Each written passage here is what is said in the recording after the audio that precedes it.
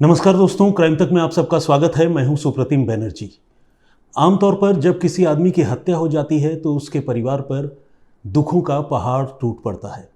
लोग जिस आदमी की हत्या होती है उसे बहुत बदकिस्मत मानते हैं और इसमें कोई दो राय नहीं है कि कोई आदमी बहुत बदकिस्मत होता है तभी जाकर उसका कोई कत्ल करता है। यह अपने आप में बहुत दुख देने वाली बात है। लेकिन आज मैं जो कहानी आप सबको सुनाने वाला हूँ उसमें कातिलों के लिए मैं इस बदकिस्मत शब्द का इस्तेमाल करने वाला हूँ। मुझे लगता है कि आज की कहानी को सुनकर आप लोग भी ये महसूस करेंगे कि शायद ये वो लोग हैं जो दुनिया के सबसे बदकिस्मत कातिल थे। मैं क्यों ऐसा कह रहा हूँ, जब आप पूरी कहानी सुनेंगे तो आपको वो बात समझ में आ जाएगी। लेकिन आज मैं अपने इस कहानी की शुरुआत जो है आम तौर पर जिस तरह से करता हूँ वैसे नहीं करने वाला हूँ। आम तौर पर मैं सीन ऑफ क्राइम से पूरे घटनाक्रम को आप लोगों को बताना शुरू करता हूँ। मैं बताता हूँ कि कैसे किसी का कत्ल हुआ, पुलिस पहुँची, जांच आगे बढ़ी, गुनहगार पकड़े गए। लेकिन आज जो है इस कहानी का सीक्वेंस थोड़ा सा अलग होगा, थोड़ा सा हटकर होगा। तो आइए बिल्कुल शुरू से शुरुआत करते हैं। ये वाकया है 22 अप्रैल 2017 का और जगह है उत्तर प्रदेश का गोरखपुर। 22 अप्रैल 2017 और जैसा कि मैंने आपको बताया जगह है उत्तर प्रदेश का गोरखपुर। लेकिन इस घटना से भी तकरीबन 6 साल पहले मैं आपको ले जाना चाहता हूं, यानी 6 साल पीछे ले जाना चाहता हूं, जब इस घटना की एक तरह से देखा जाए तो नींव रखी गई थी या बुनियाद पड़ गई थी। हुआ ये कि गोरखपुर के रहने वाले एक नौजवान विवेक की शादी 6 मार्च 2011 को एक लड़की से होती है। ये लड़की देवरिया ज़िले के पत्थरहट गांव की रहने वाली है और पत्थरहट गांव के रहने वाले सुरेंद्र बहादुर सिंह की बेटी है, नाम है सुषमा। तो सुषमा के साथ विवेक की शादी हो जाती है। शादी के बाद दोनों एक साथ रहने लगते हैं। सास ससुर, घर में तमाम मेंबर, सबके साथ सुषमा अपनी ज़िंदगी आगे बढ़ाने लगती है। दोनों की शादी के बाद उन्हें एक घर में एक बेटे का भी जन्म होता है और वो बेटा भी बड़े लाड़ प्यार से पलता है, बड़ा होता है। लेकिन इस कहानी में एक मेजर ट्विस्ट है। मेजर ट्विस्ट ये है कि ये जो सुषमा नाम की लड़की है जिससे विवेक की शादी हुई है, ये अपने शादी से पहले एक लड़के के साथ, एक दूसरे लड़के के साथ अफेयर में थी, यानी उसके साथ उसके प्रेम संबंध थे। इस लड़के का नाम है डब्लू सिंह। ये जो डब्लू सिंह है ये एक क्रिमिनल माइंडेड लड़का है। इस पर कत्ल की कोशिश के तकरीबन 6-7 मामले दर्ज हैं और इसी डब्लू सिंह के साथ सुषमा जो है शादी से पहले प्यार करती थी। लेकिन यहाँ तक तो ठीक था, लेकिन दिक्कत वहाँ हुई कि शादी के बाद भी सुषमा और डब्लू सिंह एक दूसरे को भूल नहीं पाए और एक दूसरे के साथ ये जो रिलेशनशिप है उसको बहुत सीक्रेटली, बहुत ही खुफिया तरीके से वो आगे बढ़ाते रहे, कंटिन्यू करते रहे। यानी शादी हो गई सुषमा की विवेक से, लेकिन विवेक की जानकारी के बगैर सुषमा जो है डब्लू सिंह से बात भी करती थी, मिलती जुलती भी थी और ये रिलेशनशिप उस परिवार की जो बहू है वो लगातार चोरी छिपे चला रही थी। ये जो डब्लू सिंह और सुषमा है इसके बारे में ये बताते हैं कि जब सुषमा कुंवारी थी, जब उसकी शादी नहीं हुई थी, तब वो डब्लू सिंह के साथ एक बार अपने घर से भाग भी गई थी और डब्लू ने उससे शादी भी कर ली थी। लेकिन जब लड़की के परिवार वालों ने बहुत ज़्यादा दबाव बनाया तो तकरीबन 2 महीने बाद डब्लू ने सुषमा को छोड़ा और सुषमा अपने घर वापस आ गई।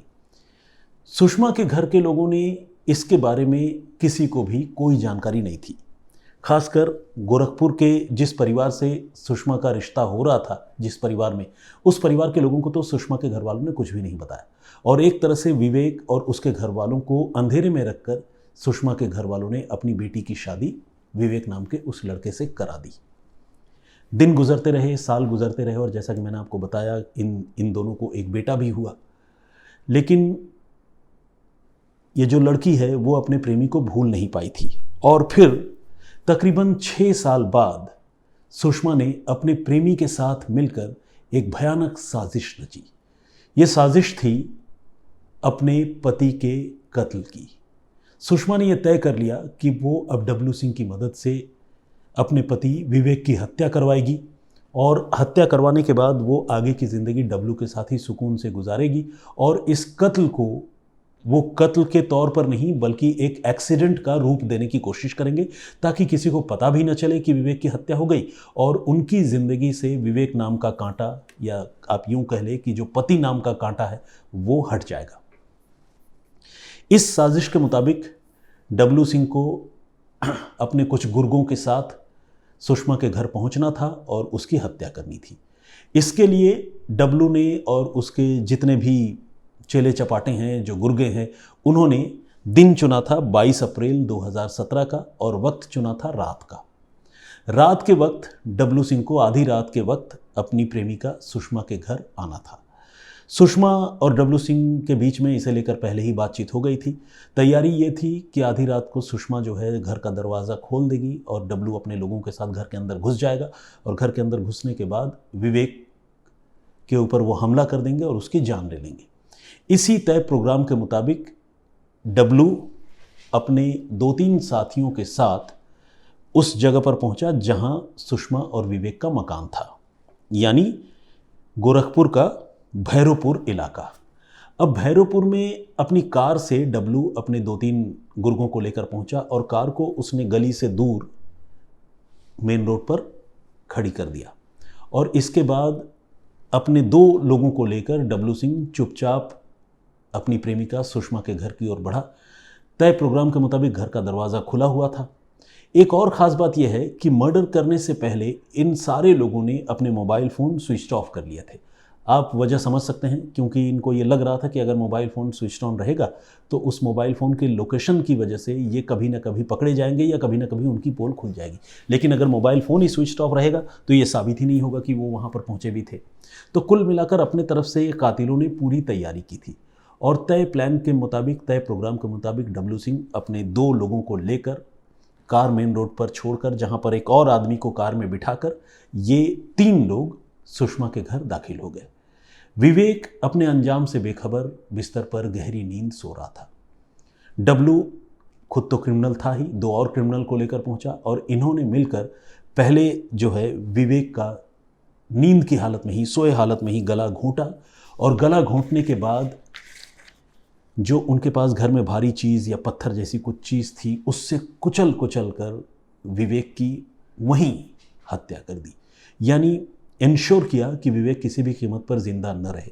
एक तो गला घोंट कर जान ली और उसके बाद डबल श्योर होने के लिए पत्थरों से सिर को भी कुचल दिया। और जब ये सब कुछ हो रहा था, विवेक और सुषमा का जो 5 साल का बेटा था, छोटा सा बेटा, उसने ये सब देख लिया।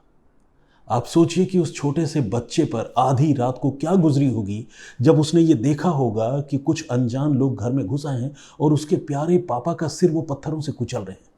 और उसने ये भी देखा कि जब उसके प्यारे पापा का सिर ये लोग पत्थरों से कुचल रहे हैं तो उसके पापा छटपटा ना पाएँ, विरोध ना करने पाएँ। इसके लिए उसकी मम्मी सुषमा जो है वो अपने पति यानी उस बच्चे के पापा के हाथ पकड़े हुए थी। तो ये भयानक रोंगटे खड़े करने वाला मंजर उस छोटे से बच्चे ने भी देखा था। लेकिन बच्चा तो बच्चा ठहरा। वो इस तरह की घटना के बाद क्या बोलता, वो बहुत बुरी तरह से डर गया, सहम गया। और इन कातिलों ने उस बच्चे को भी ये कहकर डराया कि अगर तुमने कहीं मुंह खोला तो तुम्हें भी इसी तरह से मारेंगे। 5 साल का एक छोटा सा बच्चा, सोचिए उसकी हालत क्या हुई होगी ये तस्वीरें देखने के बाद आंखों के सामने, और इस तरह की धमकी को सुनने के बाद। मुझे लगता है कि अगर मैं भी कहीं उसकी जगह होता, बेशक मेरी उम्र उतनी ही होती जितनी मेरी उम्र अभी है, मैं डर से कांप जाता, तो उस बच्चे की हालत क्या हो रही होगी।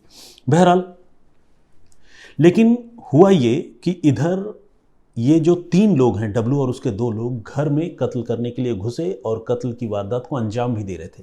उधर मेन रोड पर इनकी कार खड़ी थी जहां एक आदमी बैठा हुआ था, इस इंतज़ार में कि कत्ल करने के बाद वो विवेक की लाश को लेकर आएंगे और हम इसी कार में उस लाश को लोड करके ले जाएंगे और हाईवे में उसे डिस्पोज ऑफ कर देंगे या फेंक देंगे और किसी गाड़ी के चक्के के नीचे फेंकेंगे, जिससे एक्सीडेंट का रूप दे दिया जाएगा और फिर हम वहाँ से फरार हो जाएंगे। तो ये पूरी प्लानिंग थी। लेकिन हुआ ये कि मेन रोड पर जहाँ पर इनकी कार खड़ी थी, वहाँ पुलिस की पेट्रोलिंग की जो गाड़ी होती है, जिसे PCR वैन हम कहते हैं, पुलिस कंट्रोल रूम का वैन, वो वैन वहाँ से गुजर रही थी। और गुजरते गुजरते उन्होंने देखा कि एक कार आधी रात को रहस्यमयी तरीके से मेन रोड पर किनारे में खड़ी है और उसके अंदर एक आदमी भी बैठा हुआ है। रहस्यमयी या संदिग्ध मैं इसलिए कह रहा हूँ क्योंकि इतनी देर रात को बीच सड़क पर किसी को का इंतज़ार करने का वहाँ कोई तुक नहीं बनता, खासकर वहाँ जब कोई दुकान बाजार जैसी जगह न हो। तो पुलिस वालों ने कार में बैठे डब्लू के उस गुर्गे को ये पूछा कि भाई तुम यहाँ कैसे बैठे हो, क्यों बैठे हो? तो वो कोई संतोषजनक जवाब नहीं दे पाया, और जब वो कोई संतोषजनक जवाब नहीं दे पाया तो पुलिस वालों ने उसे पकड़ लिया और पकड़ने के बाद उसे कहा कि अब तुम कार लेकर चलो इंजीनियरिंग कॉलेज की पुलिस चौकी, वहाँ पर तुम्हारी कार जो है वो जब्त होगी और हम फिर आगे की कार्रवाई करेंगे, पता करेंगे कि तुम्हारा मामला क्या है, तुम क्या सच बोल रहे हो क्या झूठ बोल रहे हो। अब वो कार वाला मरता क्या ना करता, वो चाह कर भी ये नहीं बता सकता कि उसके साथी जो है गली के अंदर गए हुए हैं किसी का कत्ल करने के लिए, तो वो तो बुरी तरह से फंस गया। और उसके मन में ये भी ख्याल आ रहा था कि उधर कत्ल के बाद जब वो लोग लाश लेकर आएंगे तब क्या होगा, क्योंकि मैं तो पुलिस के दबाव की वजह से कार लेकर यहाँ से भाग रहा हूँ। तो हुआ ये कि वो कार लेकर पुलिस वालों के कहने पर इंजीनियरिंग पुलिस चौकी तक गया और वहीं उसको एक तरह से बिठा कर रखा गया, पुलिस ने उसे पकड़ लिया। उधर वो बार बार ये भी सोच रहा था कि काश कि मैं अपने मोबाइल फ़ोन से या किसी पुलिस वाले से ही मोबाइल फ़ोन मांग कर उनको इशारों ही इशारों में बता दूं कि मुझे पकड़ लिया गया है, मैं कार लेकर वहाँ से हट गया हूँ। लेकिन दिक्कत ये थी कि मोबाइल से फ़ोन करके वो तब किसी को बताता जब कातिल अपने साथ कोई मोबाइल लेकर जाते या मोबाइल उनका स्विच ऑन होता। डब्लू और उसके जो गुर्गे थे कत्ल करने के लिए जो पहुंचे थे वो सारे के सारे लोगों ने अपना अपना फ़ोन स्विच ऑफ कर रखा था। तो कार में बैठा ये जो बदमाश था ये चाह कर भी डब्लू और उसके बाकी साथियों को ये नहीं बता पाया कि पुलिस ने उसे कार समेत पकड़ लिया है। अब कत्ल की वारदात को अंजाम देने के बाद डब्लू और बाकी बदमाश जो है विवेक सिंह जिसकी हत्या हुई उसी की बाइक में एक बोरी में उसकी लाश को रखा और उसके बाद दो लोग उस बाइक को राइड करते हुए लाश को लेकर उसके घर से आगे निकले। उनका इरादा ये था कि अगर वो बाइक में लाश को लाद कर ले जाएंगे तो विवेक के घर वालों को और आस पड़ोस के लोगों को किसी अनजान गाड़ी की कोई आवाज़ सुनाई नहीं देगी, बल्कि विवेक के मोटरसाइकिल की आवाज़ से जो लोग फैमिली वाले हैं या आसपास के लोग हैं वो चूँकि फैमिलियर है तो कोई झांक कर भी नहीं देखेगा कि विवेक का मोटरसाइकिल कौन यहाँ से ले जा रहा है। तो अपने तरफ से देखा जाए तो इन कातिलों ने बहुत दिमाग दौड़ाया था और उसी प्लानिंग के मुताबिक विवेक की हत्या करने के बाद बोरी में उसकी लाश भरकर उसी की बाइक में उन्होंने उसकी लाश रखी और एक कातिल पीछे बैठा और एक उस बाइक को राइड करता हुआ या ड्राइव करता हुआ उसके घर के पास से निकला और निकलकर वो पहुंचे मेन रोड में ठीक उसी जगह पर जहां उन्होंने अपनी कार छोड़ी थी और कार के साथ उनका एक दोस्त या साथी भी मौजूद था। लेकिन वहां जाकर वो तब हक्के बक्के रह गए जब उन्होंने देखा कि कार गायब है और उसका साथी या दोस्त भी गायब है। मनी मन वो उसे बहुत गालियां देने लगे, सोचने लगे कि यार इसने तो फंसा दिया, हम यहाँ लाश लेकर चले आए हैं, कार में ले जाकर लाश फेंकनी है और यहाँ बंदा गायब है, पता नहीं कहाँ चला गया। इन लोगों को दूर दूर तक भी इस बात का कोई अंदाज़ा नहीं था, कोई गुमान नहीं था कि उस लड़के को पुलिस कार समेत पकड़ कर ले गई है। तो अब ये जब बाइक पर वो लाश लेकर वहाँ मौके पर पहुँचे और जब कार नहीं मिली तो इन्होंने फिर ये तय किया कि वो खुद ही लाश को लेकर हाईवे तक जाएंगे और बाइक समेत उसकी लाश को हाईवे पर फेंक कर उसे एक्सीडेंट का रूप देने की कोशिश करेंगे। और इसी प्रोग्राम के मुताबिक जो दो कातिल लाश लेकर बाइक पर थे उन्होंने उसी इलाके की गलियों से होते हुए हाईवे तक जाने की कोशिश शुरू कर दी। लेकिन जैसा कि मैंने आपको कहा इन कातिलों की किस्मत बहुत ख़राब थी। एक तो कार वाला बंदा पहले ही पकड़ा गया बदकिस्मती से। अब जब ये लाश लेकर बोरी में भरकर बाइक से गलियों से होते हुए जा रहे थे तो ये रास्ता भटक गए और रास्ता भटकने का असर ये हुआ कि दूसरी तरफ से पुलिस की एक और गाड़ी आई और इनको बाइक में लाश लेकर जाते हुए देख लिया और रंगे हाथों गिरफ्तार कर लिया। अब जब इनकी अच्छी तरह से गोरखपुर पुलिस ने ठुकाई पिटाई की तो इन्होंने जो कहानी सुनाई वो कहानी सुनकर पुलिस वाले भी दंग रह गए। डब्लू सिंह एंड कंपनी ने कत्ल की ये पूरी साजिश पुलिस को बताई और साथ ही ये भी बताया कि बाइक में वो लाश को लेकर अभी हाईवे तक जाते और वहाँ पर इस लाश को फेंककर उसे एक्सीडेंट का रूप देने की कोशिश करते। लेकिन इससे पहले कि वो ऐसा कर पाते बदकिस्मती से पुलिस से उनका आमना सामना हो गया और आपने यानी पुलिस वालों ने उन्हें पकड़ लिया। तो ये थी पूरी कहानी। और जब पुलिस ने इस चीज़ को कंफर्म करने के लिए विवेक के घर और सुषमा के घर पर दबिश दी, तो वहाँ सुषमा जो है वो आराम से अपने घर पे इत्मीनान से बैठी हुई मिली। 5 साल का वो बच्चा आधी रात को जैसे ही उसने पुलिस वालों को देखा, वो बच्चा फूट फूट कर रोने लग गया और रोते रोते उसने ये पूरी बात पुलिस वालों को उसी वक्त बताई जिसमें उसने बताया कि कैसे उसकी माँ सुषमा ने उसके पिता का हाथ पांव आधी रात को पकड़ लिया और बाकी जो अनजान अंकल घर में घुस आए थे, उन अंकलों ने मिलकर कैसे पत्थरों से कुचल कुचल कर उसके पिता की उसी के घर में जान ले ली और किसी को इसके बारे में पता ही नहीं चला। बच्चा जो है उसने ये भी बताया कि उसकी भी हत्या जो है वो कातिल करना चाहते थे, लेकिन उन कातिलों ने ये कहकर उसे चुप करा दिया और छोड़ दिया कि अगर उसने कभी मुंह खोला तो वो भी जिंदा नहीं बचेगा। असल में इस कहानी में एक और पहलू ये है कि जो डब्लू है वो इस हत्या के बाद चश्मदीद होने के नाते उस छोटे से बच्चे को भी मार देना चाहता था, 5 साल के बच्चे को, और वो 5 साल के बच्चे की हत्या करने के लिए उसकी तरफ बढ़ भी रहा था। लेकिन ये जो सुषमा है, ऐसे तो ये मतलब जिसे कहेंगे कि ये हैवान है, मतलब इसके लिए जो भी नेगेटिव वर्ड आप यूज़ करना चाहें वो कम है, लेकिन शायद इसके मन में पता नहीं कौन सा ख्याल आया, इसे लगा कि नहीं, बच्चे की जान जो है नहीं ली जानी चाहिए, और फिर सुषमा ने ये कहा कि ये बच्चा जो है वो भी तुम्हारा ही बेटा है, इसीलिए प्लीज़ इसे छोड़ दो, जाने दो। अपने प्रेमी डब्लू से ये बात कही और तब डब्लू ने इस बच्चे की जान बख्श दी। लेकिन बच्चे ने बाद में पुलिस से अपनी आप बीती, अपनी आंखों देखी पूरी कहानी सुनाई, जो एक अहम एविडेंस के तौर पर पुलिस ने जिसे दर्ज किया।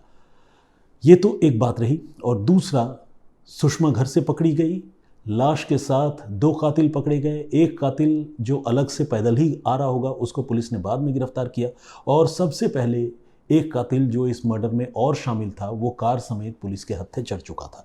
तो इस तरह से कत्ल की एक खौफनाक साजिश जिसे भयानक तरीके से कातिलों ने अंजाम दिया, लेकिन जितनी तेज़ी से उन्होंने कत्ल की वारदात को अंजाम दिया उतनी ही तेज़ी से ये अपनी बदकिस्मती की वजह से पकड़े भी गए। तो ये थी पूरी कहानी, और ये कहानी वाकई बहुत विचलित करने वाली है। इंसान जब किसी पर भरोसा करता है, और भरोसा जिस पर करता है वही आदमी जब किसी का भरोसा तोड़ता है, तो उस पर बड़ी तकलीफ़ होती है उस तरह के केसेस को सुनने और जानने के बाद। ये कहानी कुछ ऐसी ही है। इस कहानी पर मेरा जो पॉइंट ऑफ व्यू है वो सिर्फ यही है कि एक तो सुषमा ने बड़ी भारी गलती की कि जब उसका अफेयर डब्लू सिंह से था तो उसे किसी दूसरे लड़के से शादी नहीं करनी चाहिए थी, और अगर उसने शादी कर ली तो फिर उसे डब्लू सिंह को भूलना चाहिए था और डब्लू सिंह को भी उसे भूलने के लिए राज़ी कर लेना चाहिए था ताकि वो नई शुरुआत करते। इससे भी बड़ी गलती, सुषमा से भी बड़ी गलती उसके पेरेंट्स ने और उसके घर वालों ने की, जिन्होंने अपनी बेटी की सारी करतूतें छिपाए रखी और एक लड़के को उसके साथ बांध दिया। मैं तो बांध दिया शब्द इस्तेमाल करूंगा, क्योंकि विवेक जो है उस बेचारे की कोई गलती नहीं थी। उसने एक ऐसे लड़की के साथ अनजाने में शादी कर ली जिसका अफेयर एक क्रिमिनल से था, और बदले में उसे अपनी जान गंवानी पड़ी। गिरफ्तार डब्लू ने पुलिस को बाद में यह बताया कि उसके और सुषमा के प्रेम संबंधों के बारे में हाल के दिनों में विवेक को पता चल गया था, और विवेक जो है उसके कत्ल की साजिश रच रहा था, इसीलिए उसने खुद पहले विवेक की हत्या कर दी। हालांकि कोई भी कातिल अपने एक्ट को जस्टिफाई करने के लिए और अपनी बेगुनाही के लिए तमाम सबूतें और दलीलें पेश करता है, लेकिन जाहिर सी बात है इन झूठी दलीलों पर और इन बातों पर कौन यकीन करेगा। वारदात का शिकार तो विवेक हुआ जिसकी कोई गलती नहीं थी, और जो लोग दोषी थे उन लोगों ने एक इंसान की हत्या कर दी। तो ये थी पूरी कहानी। आप इस कहानी पर क्या सोचते हैं, अपनी राय हमें ज़रूर दीजिएगा। जो प्रीवियस स्टोरी मैंने आप सबको सुनाई थी जिसमें मैंने आपको बताया था कि एक कातिल जिसने बड़े शातिराना तरीके से टुकड़ों में एक महिला की लाश निपटाई थी, वो एक फ़ोन कॉल की वजह से पकड़ा गया। उस कहानी पर आप लोगों ने बहुत सारी राय दिए हैं, तो सारी राय तो मैं यहाँ नहीं पढ़ सकता कमेंट्स, लेकिन हाँ, मैं जल्दी से कुछ लोगों के नाम ज़रूर पढ़ना चाहूँगा। सोनू रामगढ़िया जी का कमेंट आया है, अशोक पटेल जी, अली इमरान जी, डेड मास्टर के नाम से एक आईडी है, और इसके अलावा सौरभ बसलियाल जी ने कमेंट किया है, लोक थापा जी रेगुलर कमेंट करते हैं, अशीम गांगुली का कमेंट आया है, यूज़र समथिंग के नाम से एक आईडी है, उन्होंने थोड़ी अच्छी भाषा का इस्तेमाल तो नहीं किया है, लेकिन उनका ये कहना है कि कातिल जो है वो बहुत बेवकूफ़ किस्म का आदमी था, जिसने महज चंद रुपयों के लिए बिकॉज ऑफ फ्यू बक्स उसने एक महिला की हत्या कर दी। सनी समथिंग है, सनी स्पा के नाम से एक आईडी है, छत्तीसगढ़ के कुडमुड़ा हत्याकांड के बारे में ये जानना चाहते हैं। उन्होंने लिखा है। संदीप कुमार जी का कमेंट आया है। ईश्वर पाटिल जी परूश्रेष्ठा जर्मनी से हैं। देवराज शर्मा जी हैं सिलीगुड़ी से। नंदिनी डाबी, आबिद खान, रेखा भट्ट, मुगाज गुड लाइफ के नाम से एक आईडी है, उन्होंने लिखा है today you are sounding low. Exactly, basically कल बहुत ज़्यादा वर्कलोड था जिसकी वजह से शायद मैं थोड़ा लो साउंड कर रहा हूँगा, और आज भी वर्कलोड कुछ ज़्यादा है क्योंकि शम सर की तबीयत ख़राब है और इस वजह से थोड़ा काम तो बढ़ ही जाता है। मामोनी बोरगोहां रेगुलर कमेंट करती हैं, बहुत बहुत स्वागत है आपका। शंकर लाल बिश्नोई जी भी कमेंट करते हैं। शाजी अब्बास जी ने कमेंट किया है। शमी अहमद जी, रॉक स्टार ने लिखा है कि दादा कैमोन आछे। एनीवे, मैं थोड़ा करेक्ट करना चाहूँगा, अगर आप बांग्ला लिखना या उसमें रुचि लेते हैं तो कि दादा कैमोन आछे नहीं, कैमोन आछेन, तब वो सेंटेंस कंप्लीट होगा। एनीवे, तो यूज़र मनोज प्रभाकर जी ने भी कमेंट किया और उन्होंने कहा है कि सर थोड़ा सा ट्रेंड चेंज कर दो, क्राइम मर्डर की जगह लव स्टोरी, सैक्रिफाइस वाली स्टोरी सुनाया करो। तो मनोज जी, मुझे लगता है कि आज की कहानी थोड़ा सा लीक से हटकर है। आई होप आपको ये कहानी अच्छी लगेगी। आप अपनी राय इस कहानी पर ज़रूर दीजिएगा। क्या ये ट्रेंड चेंज वाली बात इसमें आपको समझ में आई? आप मतलब इससे सहमत हैं, या फिर आपको ये उसी तरह की कहानी लगी जिस तरह की कहानियाँ मैं रोज़ सुनाया करता हूँ? सुशील जी ने भी कमेंट किया है, बहुत स्वागत है आपका। प्रकाश जी का कमेंट है। फौजिया खान, मिस्टर उमेश भूंया जी, इन्होंने भी कमेंट किया है। पौर्णा चट्टोराज रेगुलर कमेंट करती हैं, स्वागत है आपका। सुनी साबा इस तरह से एक आईडी है, मैं मतलब नाम नहीं समझ पा रहा हूँ। विजेंद्र सिंह जी, अली ने भी कमेंट किया है। मरियम मोहम्मद जी रेगुलर कमेंट करती हैं, बहुत स्वागत आपका। मेहताब इद्रीशी जी का कमेंट है। कपीश हरे ने भी कमेंट किया है और इन्होंने लिखा कि हमारे गांव की कहानी सुनाए सर। अरे दोस्त, आपका गांव कहाँ है, कहाँ से आप हैं, ये भी तो लिखिए, कैसे आपकी कहानी सुनाऊँ, गांव की कहानी। अंसारी जी ने भी कमेंट किया है। सुभाष चौहान जी और राम बुद्धा जी, और इसके अलावा मोहम्मद अफजल हुसैन। आखिरी अगर मैं किसी का नाम लूँ तो ये मोंटी अशोक जी का भी मैं नाम लेना चाहूँगा। और इन्होंने लिखा है कि कत्ल के बाद सबूत मिटाने के लिए लाशों के टुकड़े करना अब एक फैशन बन चुका है। तो खैर, आज के लिए इतना ही। मैं फिर हाजिर होऊंगा किसी नई कहानी, किसी नई वाक़ये के साथ। तब तक अपना बहुत ख्याल रखिए, सुरक्षित रहिए। जय हिंद, जय भारत।